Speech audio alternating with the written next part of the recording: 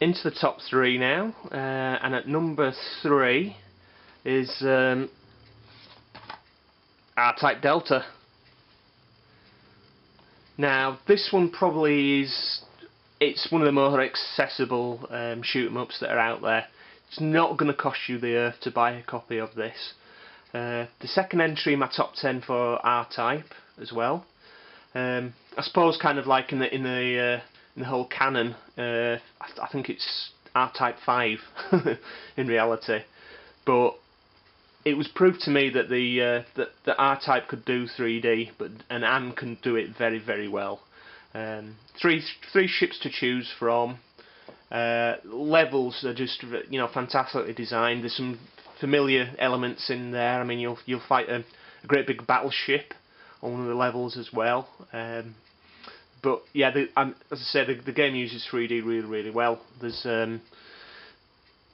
there's one bit where you're flying through a kind of like a cave, and a boss, like a crab type boss, climbs out of the ceiling, and it looks great.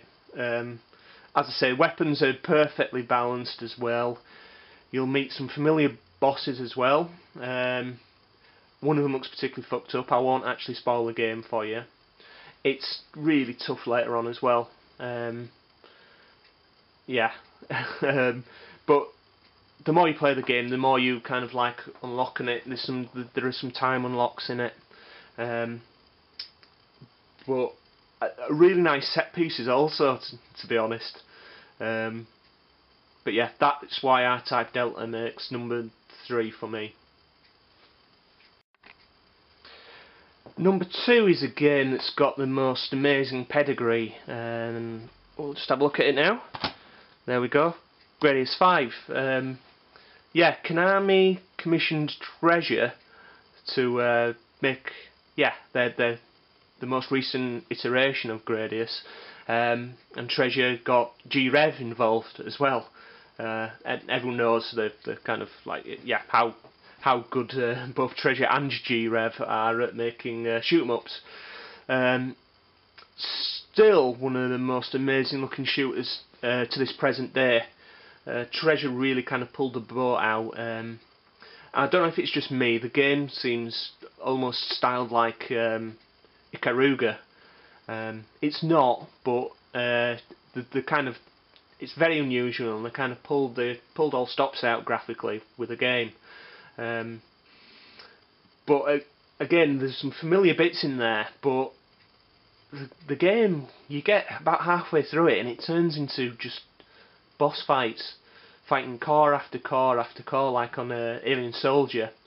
The power-up system is very familiar, so if you've played the game before, you can just pick it up and play it. Also very, very tough later on.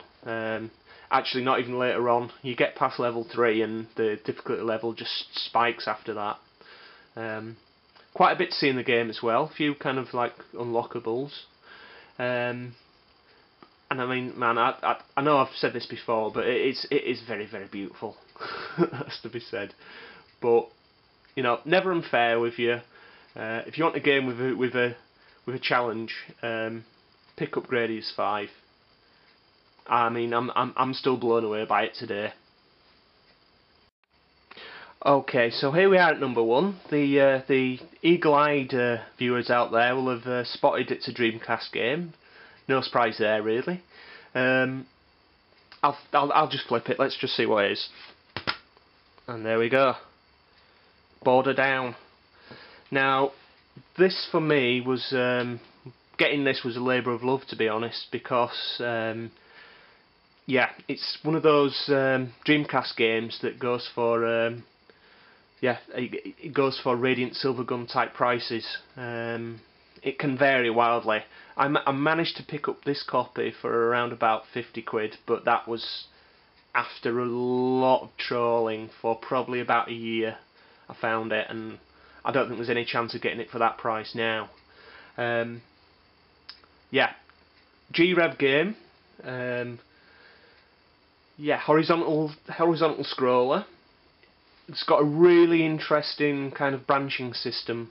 Basically, the levels change dependent on how well you perform. So if you die, then basically the game gets harder. Yeah, it's an interesting dynamic. The game itself looks astounding. There's something about it graphically that really appeals to me. There's some lovely kind of wireframe intro, but the game later on, the boss battles are climatic. They really are just completely, utterly epic battles. Yeah, I mean, it looks great. It plays fantastic. It's not everyone's cup of tea. I know that. It got very kind of average reviews on release, but it's one of those games that's by word of mouth. It's snowballed. The developer of the game from G-Rev was actually a fan of Metal Black, and apparently it's quite influenced it. Now I've not played Metal Black very much recently, so I can't really compare. But all you need to know about Border Down is it plays the part. It doesn't take any prisoners at all. It's hard from the beginning. But the weapon system on it, you've got an overdrive beam weapon that you kind of like accumulate power for, like Metal Black, and a bit like Thunder Force 5 as well. But the way that you fire the weapons, I mean, there's different strategies how to get through the game, but absolutely quality game. If you can pick it up cheap, I'd recommend you get it. So that's